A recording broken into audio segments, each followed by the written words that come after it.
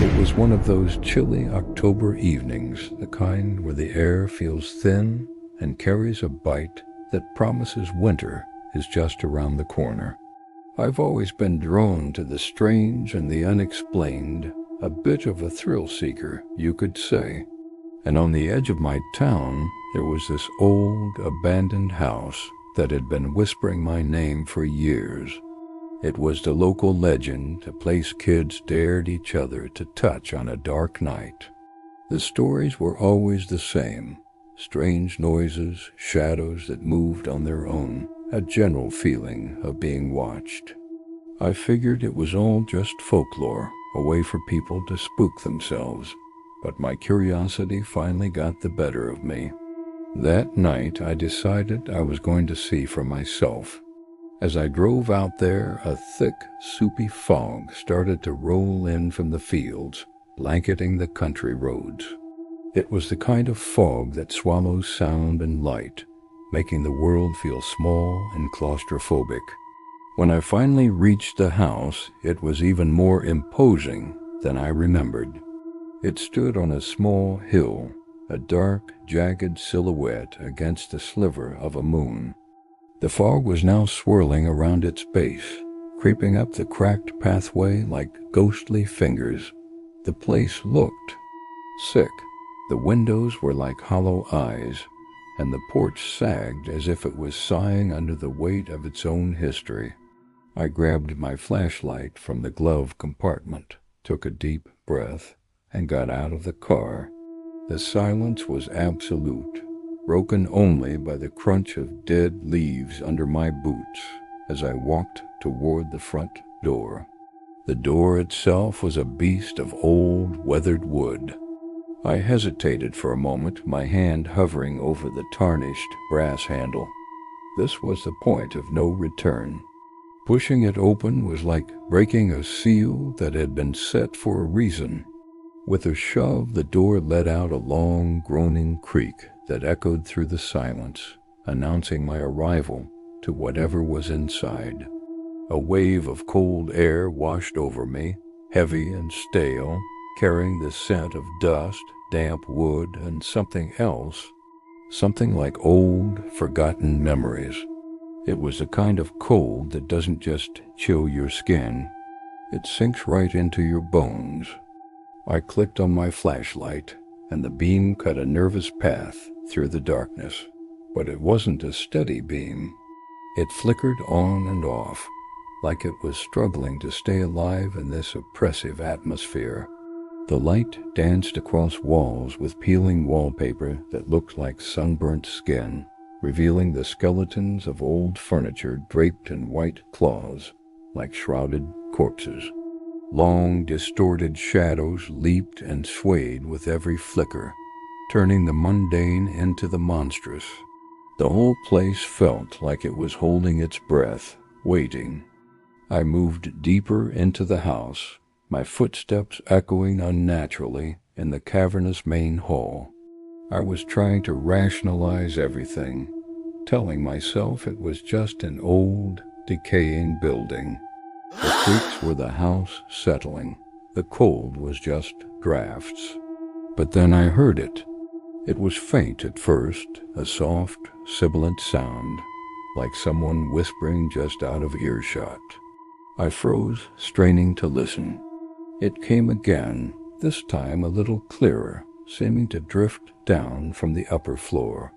It wasn't a language I could understand, just a series of hushed, breathy tones.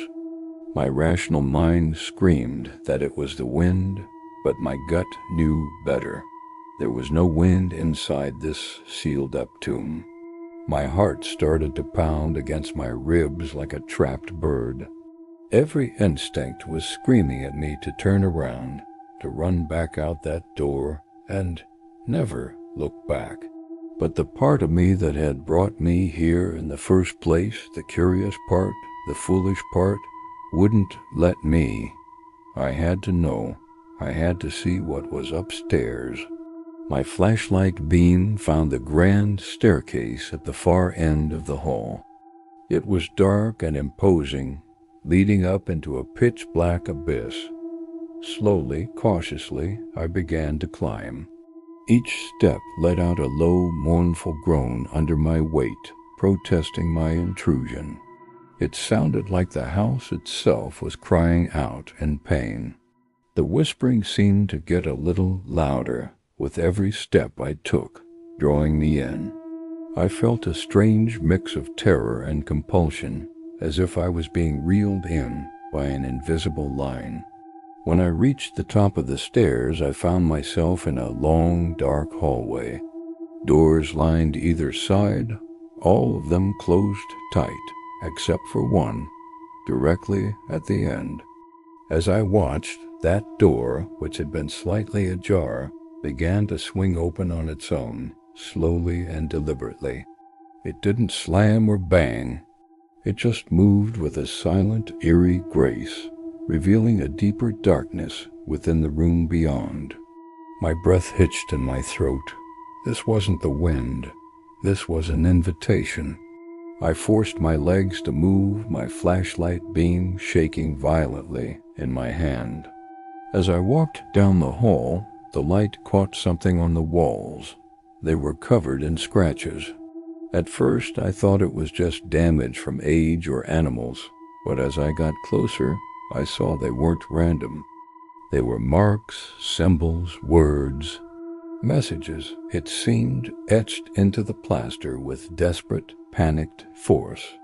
I leaned in, trying to make them out, but the writing was almost illegible, a frantic scroll of lines and shapes that seemed to twist and writhe in the flickering glow of my flashlight. It was like reading the language of insanity. That's when a shadow darted across the far end of the hallway. It was quick, a blink and you'll miss it flash of movement. It was humanoid in shape, but moved with an unnatural speed, disappearing into the room with the open door before I could get a proper look. I froze solid, every muscle in my body tensed. "Hello?" I called out, my voice sounding small and pathetic in the heavy silence. "Is someone there?" The only answer was the thumping of my own heart. And then, with a deafening bang that made me jump out of my skin, the door at the top of the stairs slammed shut behind me. The sound was explosive, violent, and final. I was trapped. I spun around, pointing my flashlight back the way I came, but there was nothing there, just a closed door. Panic began to claw its way up my throat. I was no longer an explorer.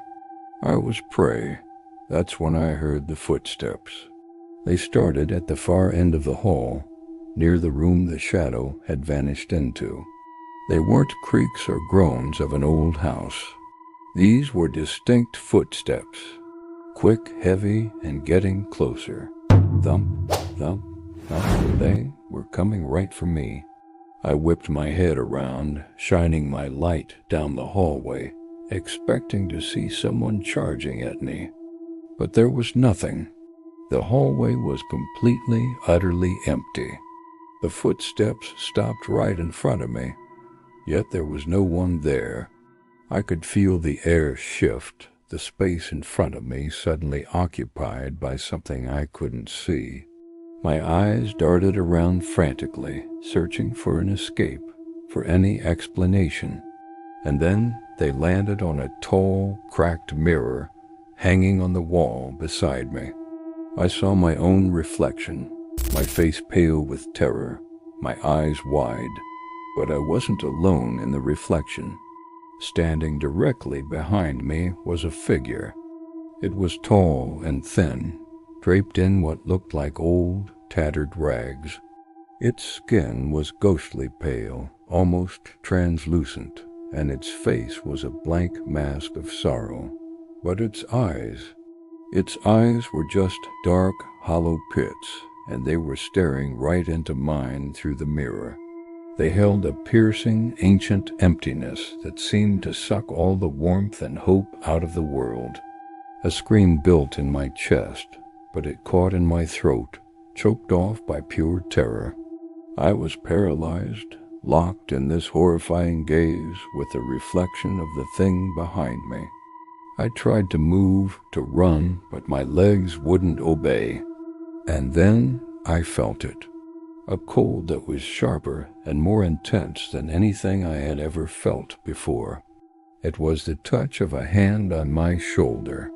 It wasn't a forceful grab, just a light, chilling brush of fingertips against my jacket. But it felt like being touched by death itself. That touch shattered my paralysis. Adrenaline surged through me like a lightning strike. I stumbled backward away from the mirror, away from that icy touch, and I ran. I didn't care about being quiet anymore.